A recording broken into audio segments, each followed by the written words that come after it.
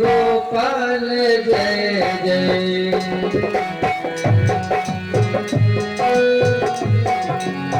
गोविंद जय जय गोपाल जय जय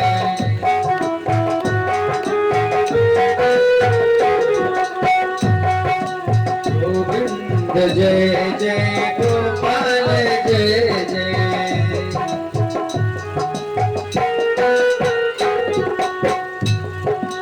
राधारमण हरि गोविंद जय जय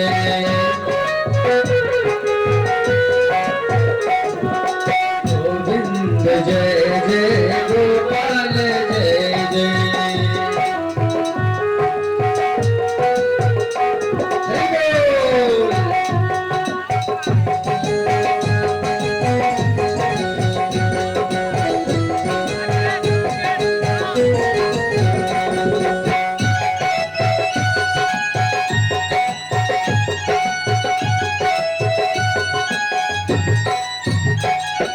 ब्रह्मा की जय जय विष्णु की जय जय ब्रह्मा की जय जय विष्णु की जय जय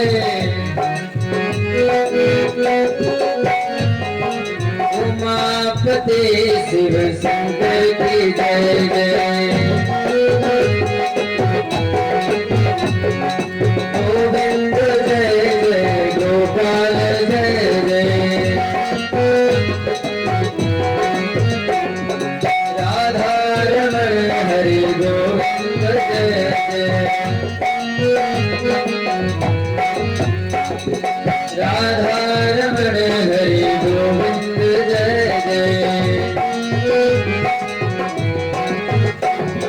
राधारमण हरि गोविंद जय। बोलो श्रीमद् भागवत महापुराण की। कल आप लोगों ने श्रवण किया था कि परीक्षित जी महाराज को ऋषि बालक ने श्राप दिया कि तुमने जैसे हमारे पिताजी का अपमान किया है, तक्षक एक नाग के मृत सर्प के द्वारा हमारे पिता का अपमान किया, तो आज के सप्तम दिवस तुम्हें तक्षक नाग डस लेगा और उससे तुम्हारी मृत्यु हो जाएगी। अब परीक्षित जी महाराज को जब यह पता चला तो तुरंत ही समय के ऋषि ने भेज दिया अपने चेलाओं को, जाकर के बता दो राजा को आज के सप्तम दिवस तुम्हें तक्षक डस लेगा और तुम्हारी मृत्यु हो जाएगी। अब परीक्षित जी महाराज को जैसे ही पता चला, क्योंकि परीक्षित जी महाराज ने कलयुग को सोने में निवास दिया था, स्वर्ण में, और वह जिस दिन मुकुट पहन कर गए थे तो जरासंध का मुकुट हुआ था। तो पहले राजा जब युद्ध करते थे किसी से तो विजय जिसकी होती थी तो उसका जो हारता था उसका मुकुट ले लिया जाता था। तो पांडवों ने बहुत लोगों पर विजय प्राप्त की और जरासंध पर भी विजय प्राप्त की पांडवों ने। तो वही मुकुट पहन करके गए थे, तो दूसरे का छीना हुआ मुकुट था, युद्ध से रक्त से सना हुआ मुकुट था, इसलिए उसमें कलयुग का आवाज था। इसलिए राजा परीक्षित जी की ऐसी बुद्धि हो गई थी।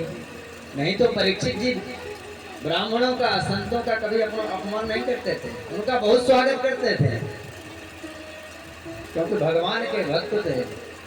भगवान साहब जी महाराज को यह पता चला कि आज के सप्तम दिवस तक्षक नाग मुझे डसेगा और हमारी मृत्यु हो जाएगी। तो ओहो मयानी चमनारिवत्कृतम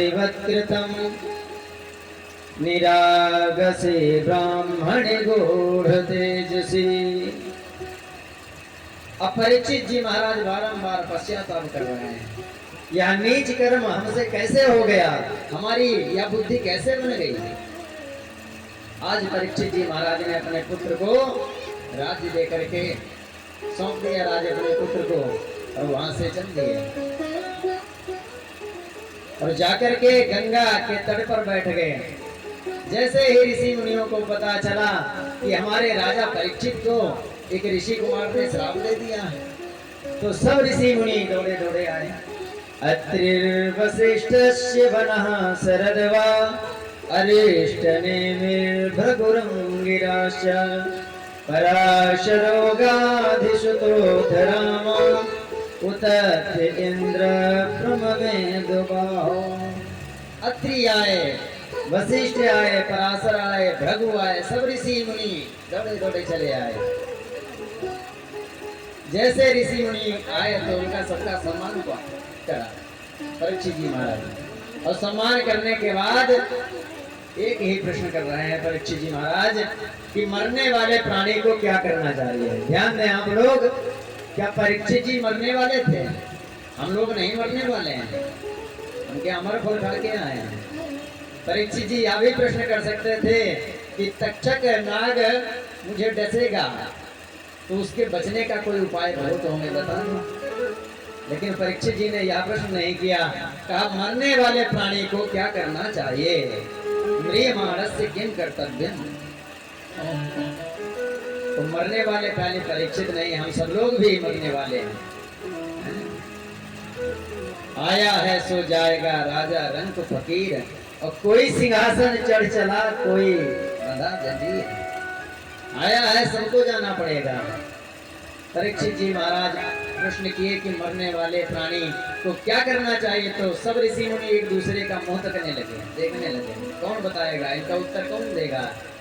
तब क्या हुआ, तत्र भगवत भगवान व्यासपुत्रो, तत्र भगवत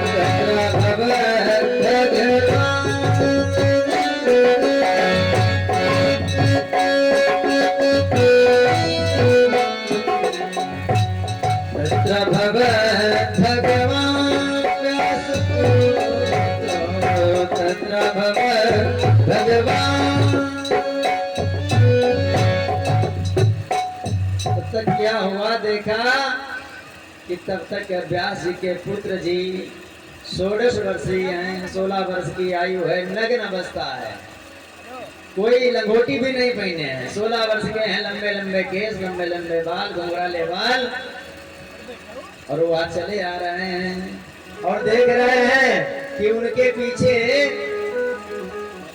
गांव के छोटे छोटे बच्चे पीछे पड़े हैं। नंगा बाबा आ गया, नंगा बाबा आ गया, नंगा बाबा। कुछ उनके रूप को, उनके सौंदर्य को देख करके गांव की स्त्रियां भी मोहित होकर के उनके पीछे पीछे आ रही। ताली बजाते ये बच्चे जा रहे हैं, नंगा बाबा आ गया। लेकिन जैसे ही वहां पर पहुंचे तो सब ऋषि मुनि खड़े होकर के दिव्य स्वागत कर रहे हैं।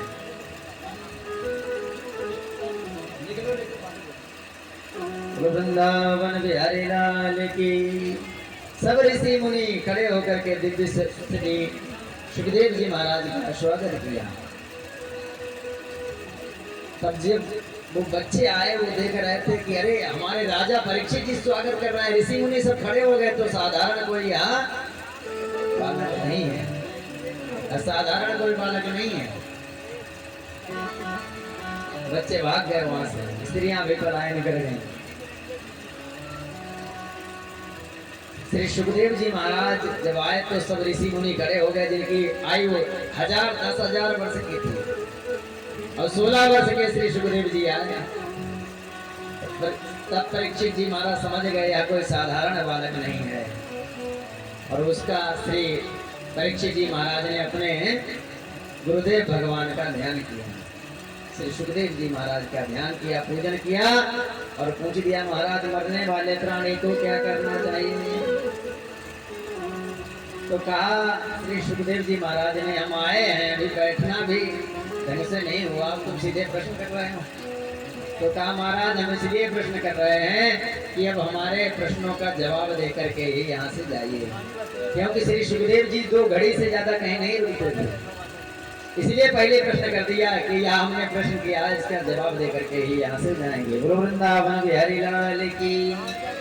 तो जब प्रश्न किया तो कहा मरने वाले को, प्राणी को कुछ बातों का ध्यान रखना चाहिए, घबराना नहीं चाहिए। जब मृत्यु का समय आए तो अपने बेटे, क्योंकि सबसे ज्यादा अगर आसक्ति होती है तो सुत माने बेटा, मरने के समय आसक्ति सबसे ज्यादा होती है तो अपने बेटे में, और नहीं तो वित्त में, वित्त माने धन में। हाँ, धन में बहुत आसक्ति होती है। लोग मर जाते हैं, धन में आसक्ति रहती है, फिर दूसरे जन्म में सांप बन करके आते हैं, अपनी धन की रक्षा करते हैं। सुत वित्त नारी, अपनी पत्नी में भी आसक्ति बहुत होती है, और पत्नी में आसक्ति हुई तो पत्नी बनना पड़ेगा, अंते या मति सागति, तो जिसमें आसक्ति होगी वही बनना पड़ेगा। इसलिए मृत्यु जब पास में आ जाए तो घबराना नहीं चाहिए। जो आसक्ति हमने बनाई है उसको छोड़ करके भगवान से आसक्ति बना लें, भगवान की याद करें, घबराना नहीं चाहिए। तो कहा महाराज और क्या करना चाहिए? कहा मरने वाले प्राणी को कुछ नियम है, उनका पालन करना चाहिए। का क्या नियम है? तो कहा जिता सुनो, जित श्वासो, जित संगो, जितेन्द्रिया, स्थूले भगवतो रूपे मनः संधारय उद्यम। जिस व्यक्ति की मृत्यु निकट हो वो एक आसन पर बैठ के भगवान का भजन करे। हम बताओ, जिसको पता चल जाए कि हमारे कैंसर है, 7वें दिन या 5वें दिन हम मर जाएंगे, तो बेचारा वो पहले मर जाएगा, 2 ही 3 दिन में मर जाएगा है? लेकिन परीक्षित जी महाराज को पता है 7 दिन में हम मर जाएंगे, और वो सत्संग सुन रहे हैं। तो कहा महाराज हमारे सामने तो 7 ही दिन है, आप कह रहे हो जितासनो, आसन को जीतो, फिर जित श्वासो, अपने श्वास को जीतो, और फिर जित संगो, अपने संग को जीतो, क्योंकि जब तक संग को नहीं जीतेंगे तब तक कल्याण होने वाला नहीं है। बोलो वृंदावन बिहारी लाल की। बारिश होने लगी। हाँ, आज कृष्ण जन्मोत्सव होना है ना, इसलिए बारिश हुई है। शाम को कृष्ण जन्मोत्सव, और जब भगवान श्री कृष्ण का जन्म हुआ तो सावन भादों की अंधरिया बादल गड़ गड़ गड़ गड़ हो, सावन भादों की, सावन भादों की अंधरिया बादल गड़ गड़ गड़ गड़ हो।